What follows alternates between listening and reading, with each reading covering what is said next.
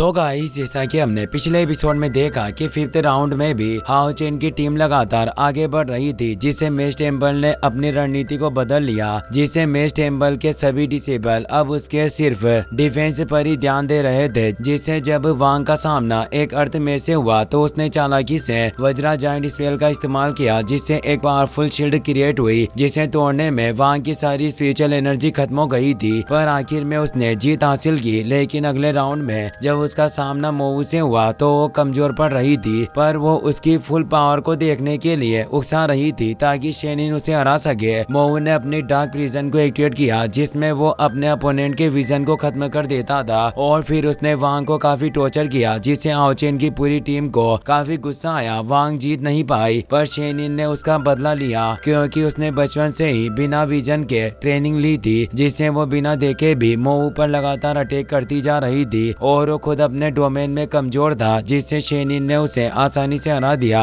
और इस जीत के साथ डॉन ऑफ लाइट के पॉइंट मेष टेम्पल से ज्यादा हो गए थे, और अब सिर्फ आखिरी मैच बचा था, जिसमें हाओ चेन का सामना ली जेंगजी से होने वाला था। सभी लोग काफी ज्यादा एक्साइटेड होते हैं। एक लड़की कहती है कि फाइनली डॉन ऑफ लाइट और मैजिक टेम्पल फाइनल्स में पहुंच गए। पास वाला लड़का कहता है कि फाइनल मैच नहीं होने वाला, क्योंकि फाइनल्स में 4 लोग गए थे, जिसमें से शेनिन ने मोऊ को हरा दिया, पर अभी भी वो इस मैच में बची हुई है। तो लड़की कहती है कि इस सेमीफाइनल में 2 लोग डॉन ऑफ लाइट के मेंबर है, इसीलिए अगर इस मैच को डॉन ऑफ लाइट का लीडर हाओ चेन जीत जाता है तो इसका मतलब ये होगा कि इस टेम्पल कंपटीशन का winner Dawn of Light team बन जाएगी, और टेम्पल टूर्नामेंट के नियमों के अनुसार नई टीम के विनर का लीडर ही अलायंस लीडर बनेगा। इसीलिए ये ट्रायल एक लीडर के लेवल का है, जिसकी हर किसी को प्रतीक्षा थी। पर यह मैच काफी भयानक होने वाला है। अब हाओ चेन और ली जेंगजी मैदान में आ चुके थे। ली जेंगजी अपने ओरा को फैलाते हैं और बोलते हैं कि 4 साल पहले जब हमारी जियालिंगवान पास में मुलाकात हुई थी, तब भी तुम काफी तेज और एक्स्ट्रा ऑर्डिनरी स्ट्रेन रखते थे। मुझे उस वक्त ही एहसास हो गया था कि जब आने वाले समय में हम टेम्पल टूर्नामेंट में मिलेंगे तब हमारी फाइट होगी, लेकिन मुझे उम्मीद नहीं थी कि तुम सिर्फ इतने से वक्त में इतने ज्यादा पावरफुल हो जाओगे और मेरे प्लान को बेकार करने का काम करोगे। हाओ चेन कहता है कि आप काफी सालों से इसकी प्लानिंग कर रहे थे। ली जेंगजी कहते हैं कि जितना तुम सोच सकते हो उससे पहले ही मैं इस टेम्पल कंपटीशन को जीतने की प्लानिंग कर रहा हूँ, और कब से अपने टेम्पल में एकांत में रहकर प्रैक्टिस किया करता था, और इस हिसाब से मैं नया अलायंस बनने से सिर्फ एक कदम दूर था। पर तुम बीच में आ गए, लेकिन जब मैं तुम्हें हराकर नया अलायंस लीडर बनूंगा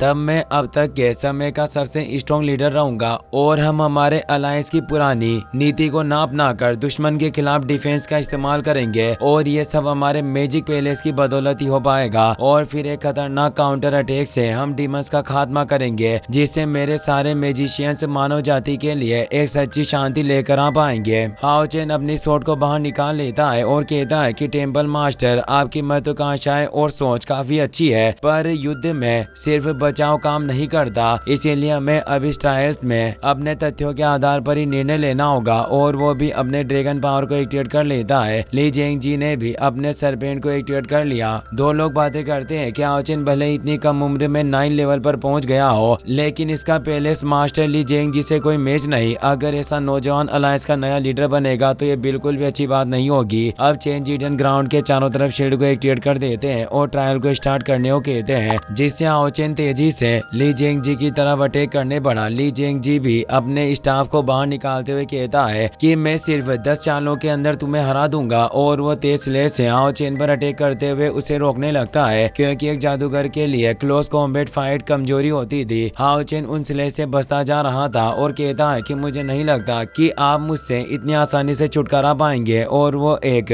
स्लेज से उन पर अटैक करने लगा, पर इससे पहले ही ली जेंगजी उसे दूर कर देते हैं। हाओ चेन सोचता है कि जैसी मैंने उम्मीद की थी कि ली जेंगजी के करीब जाना इतना आसान काम नहीं होगा। ली जेंगजी कई सारे स्पाइक से अटैक करने लगता है और बोलता है कि मैं अच्छी तरीके से जानता हूँ कि लड़के, तुम काफी सालों से जंग के मैदान में रहे हो, इसीलिए तुम क्लोज कॉम्बैट के मामले में किसी को भी मारने में माहिर हो, पर मैं तुम्हें ऐसा मौका ही नहीं दूंगा जिससे तुम मेरे करीब आ पाओ, और अब तुम्हारे पास कोई रास्ता नहीं कि तुम मेरे हमलों से बच पाओ। हाओ चेन लगातार उनके सभी हमलों से बचता जा रहा था, पर अब वो उस पर एक वोर्टेक्स से अटैक करते हैं, जिससे अब हाओ चेन भी अपने सुराश्लेष को एक्टिवेट कर लेता है। इन दोनों पावरफुल टेक्निक के टकराने की वजह से काफी फियर्स एनर्जी ग्राउंड के चारों तरफ फैल जाती है। लोंग तियानिंग कहते हैं कि एनर्जी बिल्कुल भी कमजोर नहीं है, एक झटका और सब कुछ खत्म हो जाएगा। ली जेंगजी की पावर निश्चित रूप से 9 लेवल के 5th स्टेज पर पहुंच गई है और ये हमारे पूरे अलायंस में सबसे ज्यादा है। हान क्यून कहते हैं कि इस लेवल के दुश्मन का सामना करके भी क्या हाओ चेन जीत हासिल कर सकता है। ली जेंगजी ने कई सारी मैजिक बॉल से हाओ चेन को घेर लिया होता है और अब वो एक एक करके लगातार हाओ चेन पर अटैक करने लगते हैं। लोग भी हैरान थे कि पैलेस मास्टर लगातार अपने ऑफेंसिव स्पेल का इस्तेमाल करके अटैक करते जा रहे हैं। क्या हाओ चेन के पास इनसे लड़ने की कोई शक्ति नहीं है, जो ये सिर्फ इनके हमलों से ही बचता जा रहा है। पर तभी अचानक हाओ चेन ली जेंगजी के करीब पहुंच गया था और उसने अपने कई सारे क्लोन को क्रिएट कर लिया होता है, जिससे ली जेंगजी परेशान हो गया। उसे समझ नहीं आता कि आखिर इनमें से कौन हाओ चेन नकली है। अब हाओ चेन उन पर सभी तरफ से अटैक करने लगता है और एक पावरफुल अटैक के साथ ली जेंगजी को दूर कर देता है। ये देखकर लोंग तियानिंग काफी खुश होती है कि इसने अपनी कॉम्बैट स्टाइल को काफी अच्छे से एडजस्ट किया और ये दुश्मन को नजदीक करते हुए हराना चाहते हैं। इससे स्पिरिचुअल पावर के बीच बनी ये अपनी गैप को खत्म कर पाएगा, क्योंकि हाओ चेन की पावर तीसरे स्टेज पर थी और ली जेंगजी की पावर 5वें लेवल पर। उन दोनों के बीच फिर से कॉम्बैट फाइट चल रही थी। ली जेंगजी कहते हैं कि हाओ चेन, मैं तुम्हें और तुम्हारे ग्रैंडपा लोंग तियानिंग को काफी लंबे समय से देखता आ रहा हूँ, जिससे मैं तुम्हारे पेत्रों से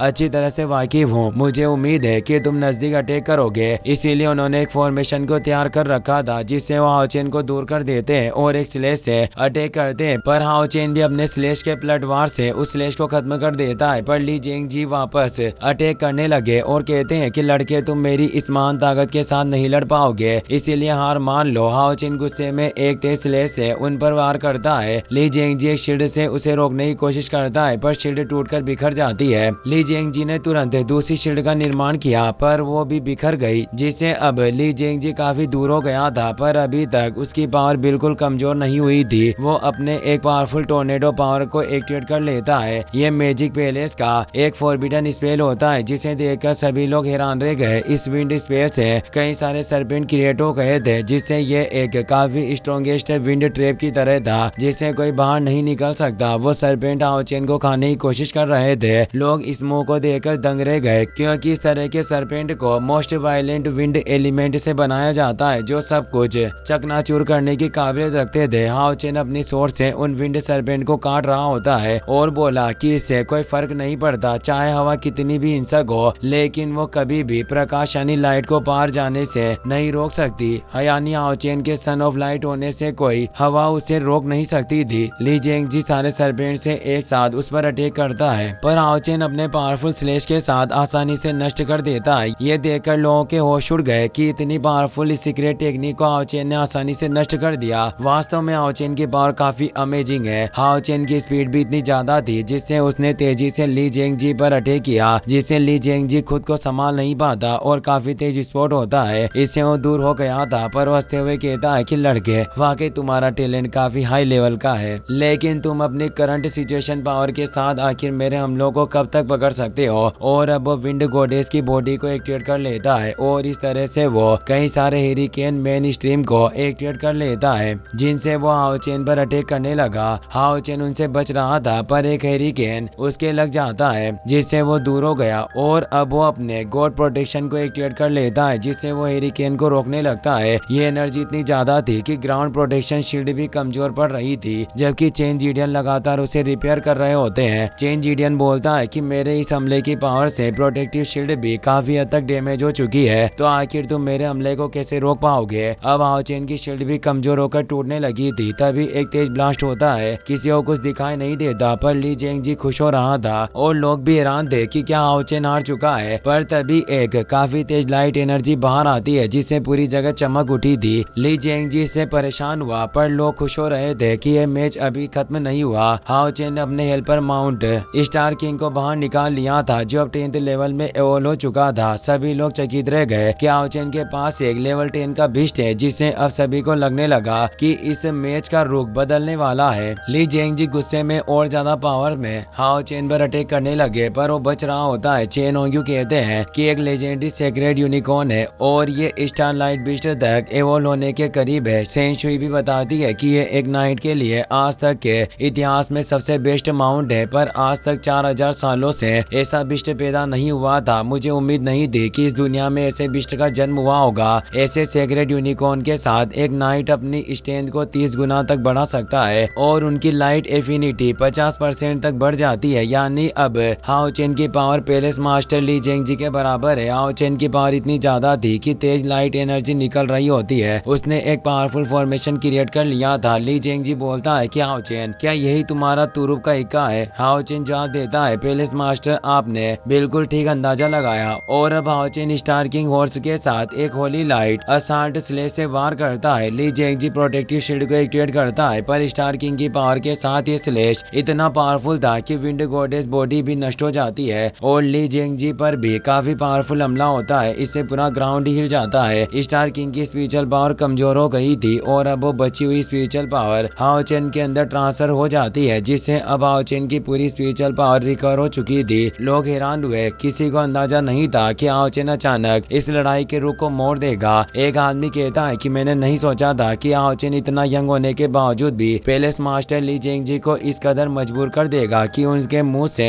अब खून निकलने लग गया था और वो काफी कमजोर फील कर रहे थे। एक लड़का कहता है कि ये डॉन ऑफ लाइट वाकई काफी सारे चमत्कार करती है। तो उसके पास वाली लड़की बोली कि मुझे अब लग रहा है कि मैच हाओ चेन ही जीतेगा। हाओ चेन अब एक तेज स्लेश के साथ ली जेंगजी पर अटैक करता है, पर ली जेंगजी अपने स्टाफ से उसे रोक लेता है और कहता है कि मैंने कभी नहीं सोचा था कि तुम सिर्फ एक बिस्ट के साथ मुझे इतना पावरफुल झटका दे सकते हो, पर तुम ऐसा मत सोचो कि इस तरह से तुम हम दोनों के बीच के पावर के गैप को खत्म कर सकते हो। और वो हाओ चेन को दूर कर देता है और एक मंत्र को चेंट करते हुए अपने डोमेन को एक्टिवेट करने लग गया था। ये डोमेन ब्रेथ ऑफ स्काई था। इससे हाओ चेन एक अलग ही जगह उसके डोमेन में आ गया था, जहाँ ली जेंगजी के पास विंड गॉडेस बॉडी थी, जिससे वो काफी सारे विंड टोर्नेडो क्रिएट कर लेता है। हाओ चेन समझ जाता है कि लॉर्ड ली का डोमेन है, पर यह डोमेन उस वक्त से काफी अलग है जब उन्होंने इसका इस्तेमाल चेनिंग के खिलाफ किया था। और इस डोमेन की वजह से हाओ चेन की स्पिरिचुअल पावर लगातार कमजोर हो रही थी, जिससे हाओ चेन को परेशानी हो रही थी और उस टोर्नेडो में गिर रहा था। ली जेंगजी बोलता है कि लड़के, मैंने इस डोमेन को खास तुम्हारे लिए ही क्रिएट किया था। अब तुम्हें एहसास होगा कि स्पिरिचुअल पावर के खाली होने का क्या एहसास होता है। इसी के साथ ये एपिसोड यहीं पर खत्म हो जाता है। वीडियो पसंद आया हो तो अपने दोस्तों के साथ शेयर करना। Take care, good bye.